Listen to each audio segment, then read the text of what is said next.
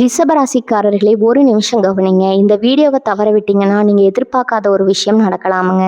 நீங்க இதை சும்மா ஒரு வீடியோன்னு நினைச்சு பார்க்காதீங்க. இது உங்க வாழ்க்கைக்கு வந்திருக்கும் ஒரு அறிவிப்புங்க. சமீப காலமா உங்க மனசுல ஒரு அழுத்தம், காரணம் தெரியாம ஒரு பயம், இரவு தூங்கும்போது கூட ஏதோ சரியில்லைன்னு ஒரு ஃபீலிங். இதெல்லாம் ஏன் தெரியுமா? உங்க வாழ்க்கையில ஒரு பெரிய மாற்றம் வரப்போகுதுங்க. ஆனா அதுக்கு முன்னாடி ஒரு சின்ன எச்சரிக்கையை கடவுள் தராருங்க. நீங்க இதை கவனிக்காம விட்டீங்கன்னா ஒரு வாய்ப்பு கைவிடப்படலாமுங்க.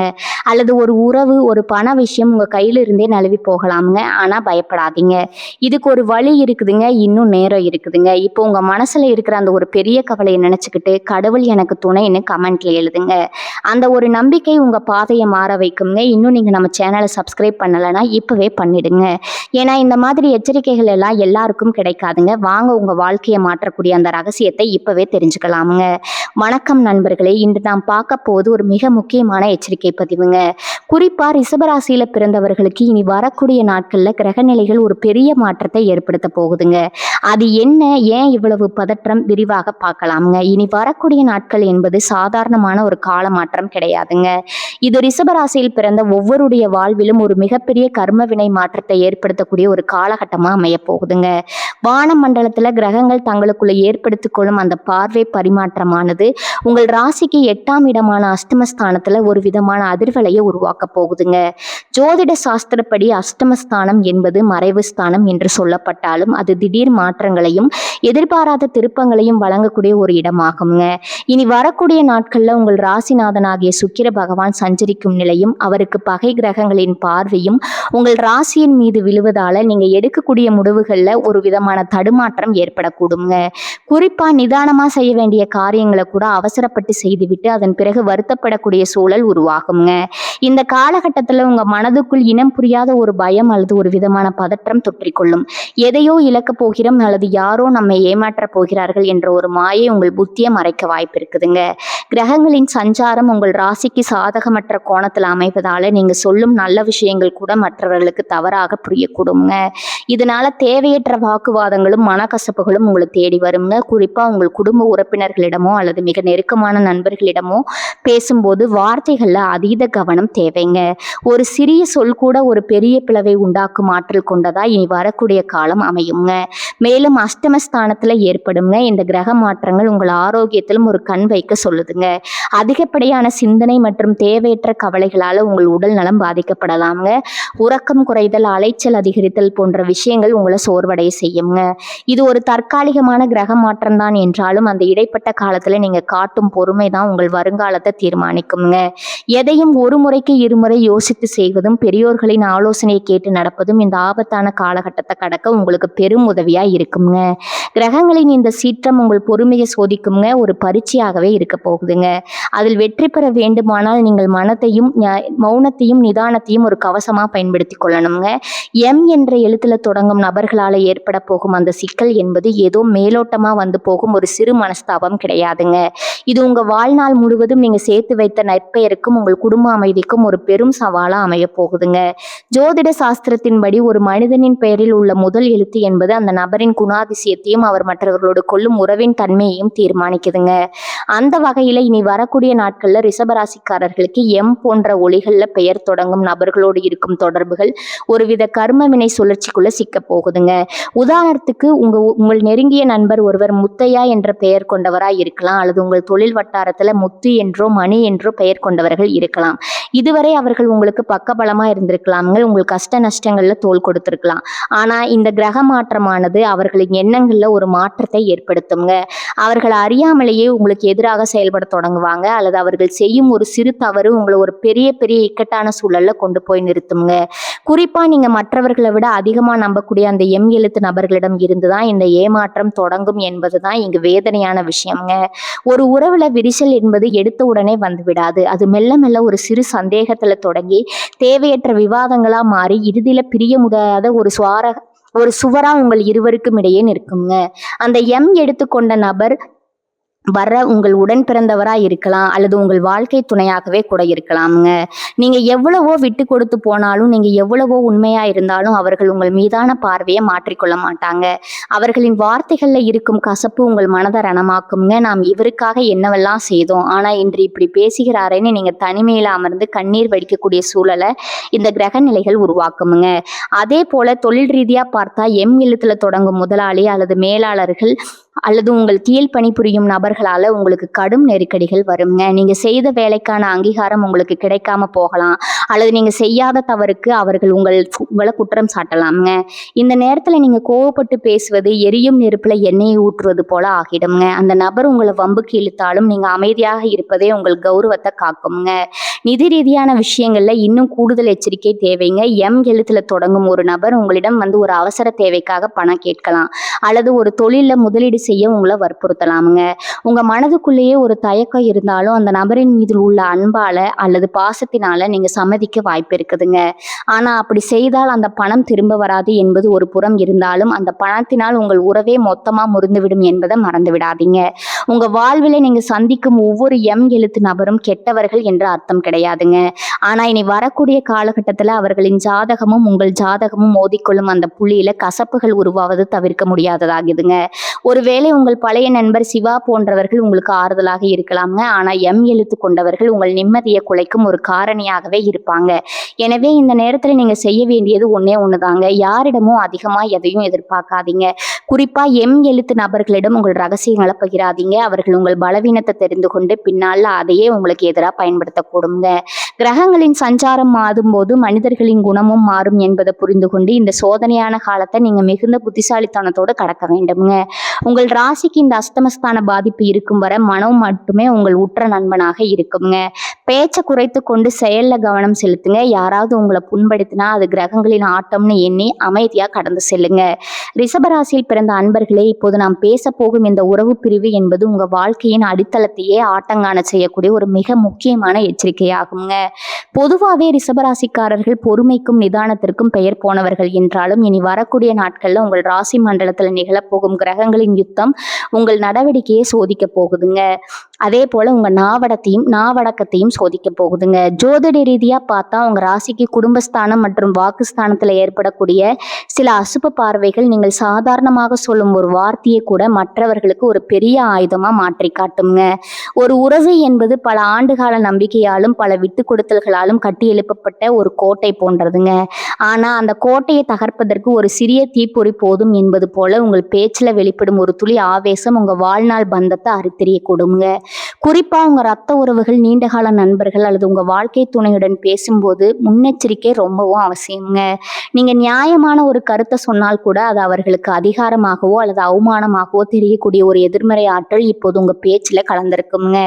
நான் உண்மையை தானே சொன்னேன், இதில் என்ன தவறு இருக்கிறது என்று நீங்க வாதாடலாம். ஆனா காலமும் கிரக நிலைகளும் இப்போது உங்களுக்கு சாதகமாக இல்லை என்பதால அந்த உண்மை கூட இப்போது ஒரு பிரிவைத்தான் தேடித்தருங்க. இந்த காலகட்டத்தில் உங்க மனதுக்குள்ள எழும் எரிச்சலையும் கோபத்தையும் கட்டுப்படுத்துவது என்பதே ஒரு தவத்தை போன்றதுங்க. ஒருவேளை நீங்க பேச நினைக்கும் அந்த எம் எழுத்து கொண்ட நபர் உங்களை சீண்டலாம், உங்கள் பொறுமையை சோதிக்கலாமுங்க. அந்த நேரத்துல நீங்க மௌனமா அந்த இடத்தை விட்டு நகர்ந்து விடுவதுதான் ரொம்பவும் புத்திசாலித்தனம்ங்க.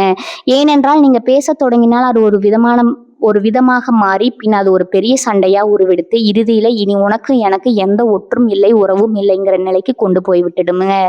முத்தையா போன்ற முதிர்ந்த மனிதர்கள் உங்க வாழ்க்கையில குறுக்கிட்டு சில அறிவுரைகளை சொன்னால் அதை அலட்சியப்படுத்தாம காதை கொடுத்து கேளுங்க. குறிப்பா கணவன் மனைவி உறவுல இந்த விரிசல் என்பது ஒரு தீராத வடுவை ஏற்படுத்த வாய்ப்பு இருக்குதுங்க. சின்ன சின்ன குறைபாடுகளை பெரிதுபடுத்தாதீங்க. பழைய கசப்பான சம்பவங்களை மீண்டும் கிளறாதீங்க. இனி வரக்கூடிய நாட்கள்ல சில வாரங்கள் நீங்க ஒரு மனவிரதத்தை கடைபிடித்தா கூட அது உங்கள் உறவை காப்பாற்றும் ஒரு கவசமா இருக்குங்க.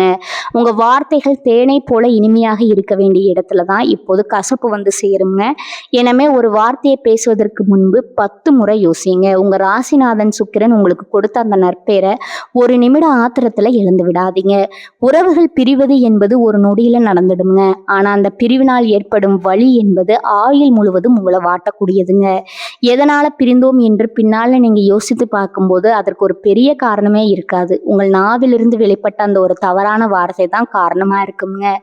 ஆகவே ரிஷபராசிக்காரர்களே, இந்த உறவு பிரிவு தோஷத்துல இருந்து தப்பிக்க வேண்டுமானால் நீங்க செய்ய வேண்டிய ஒரே பரிகாரம் பொறுமை என்பது மட்டும்தாங்க.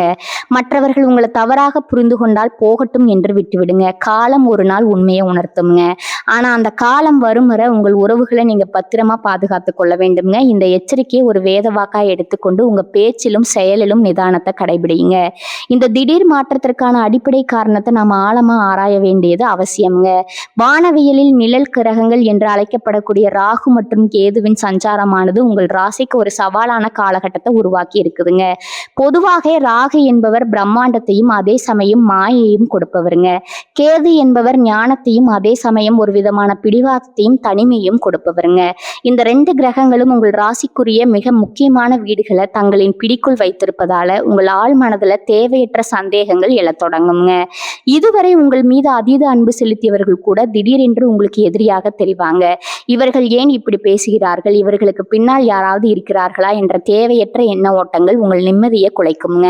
இந்த கிரகங்களின் ஆதிக்கத்தால ஒருவரை ஒருவர் புரிந்து கொள்வதில் மிகப்பெரிய இடைவெளி ஏற்படுங்க. நீங்க ஒரு விஷயத்தை நல்ல எண்ணத்துடன் செய்வீங்க, ஆனா அது மற்றவர்களுக்கு தவறான நோக்கம் கொண்டதாக தோன்றுங்க. அதே போல் மற்றவர்கள் உங்களுக்கு சொல்லும் நல்ல ஆலோசனைகள் கூட உங்கள் காதுகளுக்கு கசப்பாக இருக்குங்க. இந்த தவறான புரிதலானது ஒரு நச்சுப்புகை போல உங்கள் உறவுகளுக்குள்ள பரவி மிக நெருக்கமானவர்களை கூட உங்களை விட்டு வெகு தூரம் விலகி செல்ல வைக்குங்க. இனி இவருடன் பேசி எந்த பயனும் இல்லை என்று உங்கள் உறவினர்களோ அல்லது நண்பர்களோ முடிவெடுக்கும் அளவிற்கு சூழல் தீவிரமடையுங்க. குறிப்பா ராகுவின் மாயையானது உங்கள் புத்தியை மறைத்து எது உண்மை எது பொய் என்று தெரியாத ஒரு குழப்பமான நிலையில உங்களை வைத்திருக்குங்க.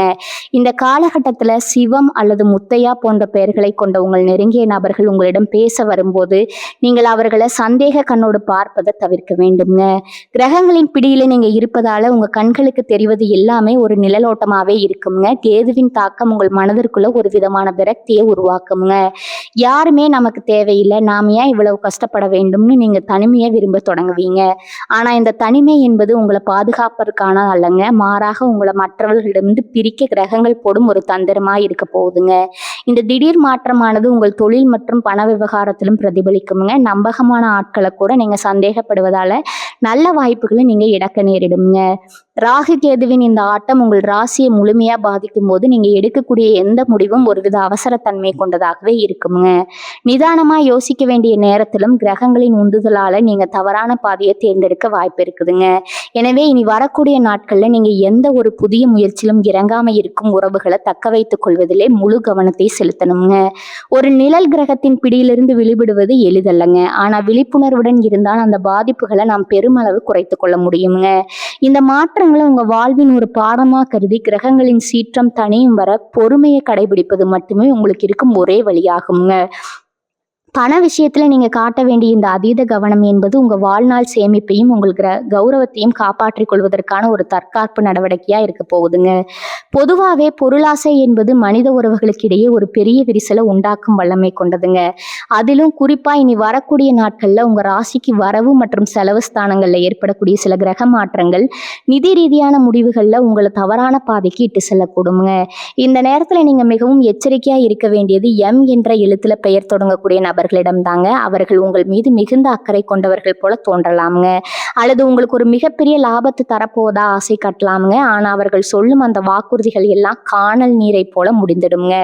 முத்தையா என்ற பெயர்களை கொண்டவர்கள் அல்லது உங்கள் நண்பர்கள் வட்டாரத்துல எம் எழுத்தில் தொடங்கும் நபர்கள் உங்களிடம் வந்து ஏதோ ஒரு அவசர உதவிக்காக பணம் கேட்கலாமுங்க, அல்லது ஒரு புதிய கூட்டு தொழில் தொடங்குவதற்கு உங்களை முதலீடு செய்ய சொல்லி வற்புறுத்தலாமுங்க. உங்க மனதிற்குள்ள இவருக்கு நாம் உதவி செய்யவில்லை என்றால் உறவு பாதிக்கப்படுமோங்கிற பயம் இருக்கலாமுங்க. ஆனா உண்மையை சொல்ல போனா நீங்க அவர்களுக்கு பணம் கொடுத்தால்தான் அந்த உறவு நிரந்தரமா பிரிய போகுதுங்க. கொடுத்த பணம் திரும்ப வராத போது ஏற்படும் அந்த மனக்கசப்பு பல ஆண்டுகால நட்பையோ அல்லது உறவையோ ஒரே நாள்ல சுட்டெரித்து விடுங்க. இனி வரக்கூடிய நாட்கள்ல எந்த விதமான பண பரிமாற்றத்திலும் ஈடுபடாம இருப்பது உங்கள் பொருளாதார நிலைக்கும் உங்கள் மன அமைதிக்கும் ரொம்பவும் நல்லதுங்க. இன்னொரு முக்கியமான விஷயம் என்னன்னா, மற்றவர்களுக்காக ஜாமீன் கையெழுத்து போடுவது இது ஒரு மிக ஆபத்தான செயலுங்க. குறிப்பா இந்த கிரக சூழ்நிலையில நீங்க யாருக்காவது ஜாமீன் கையெழுத்து போட்டா அந்த நபரின் தவறுக்காக நீங்க தண்டனையும் நஷ்டத்தையும் அனுபவிக்க வேண்டிய சூழல் உருவாகுமுங்க. அவர் என் நெருங்கிய உறவினர் தானே, அவருக்கு நான் செய்யாவிட்டா யார் செய்வார்னு உணர்ச்சி வசப்பட்டு எந்த ஒரு ஆவணத்திலும் தயவு செய்து கையெழுத்திடாதீங்க. இனி வரக்கூடிய நாட்கள்ல கிரகங்கள் உங்கள் புத்தியை சற்றே மழுங்க செய்யும் என்பதால நிதி தொடர்பான எந்த ஒரு கோப்பிலும் கையெழுத்து கையெழுத்திடுவதற்கு முன்னாடி பல முறை ஆலோசிப்பது அவசியம்ங்க. கூட்டு தொழில் தொடங்குவது என்பது இப்போது உங்களுக்கு சாதகமாக இல்லை. நீங்கள் ஒரு முதலீட்டை செய்தால் அது உங்கள் கையை விட்டு போன பிறகு அதன் மீதான உங்கள் கட்டுப்பாடு குறைந்து விடுங்க.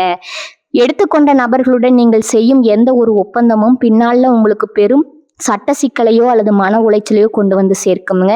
பணத்தால வந்த உறவு பணத்தோடு போய்விடும் என்பார்கள். ஆனால் பணத்தினால் ஒரு நல்ல உறவு போய்விடக்கூடாது என்பதில் நீங்க உறுதியா இருக்க வேண்டுங்க.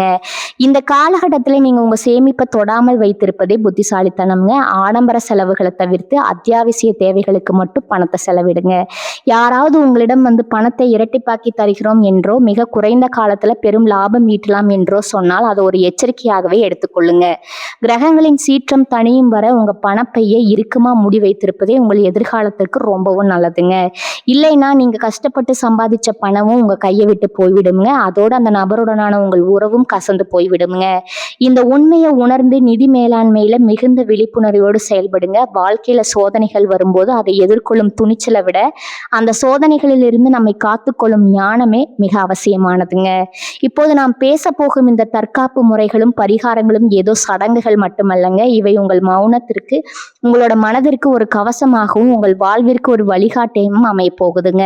கிரகங்களின் ஆட்டம் உங்கள் ராசியை சூழ்ந்திருக்கும் போது நீங்க பதற்றம் அடைய தேவையில்லைங்க. எதற்கும் ஒரு தீர்வு உண்டு என்பதை புரிந்து கொண்டு ஆன்மீக ரீதியாகவும் மன ரீதியாகவும் உங்களை நீங்க தயார்படுத்தி கொள்ளணுங்க.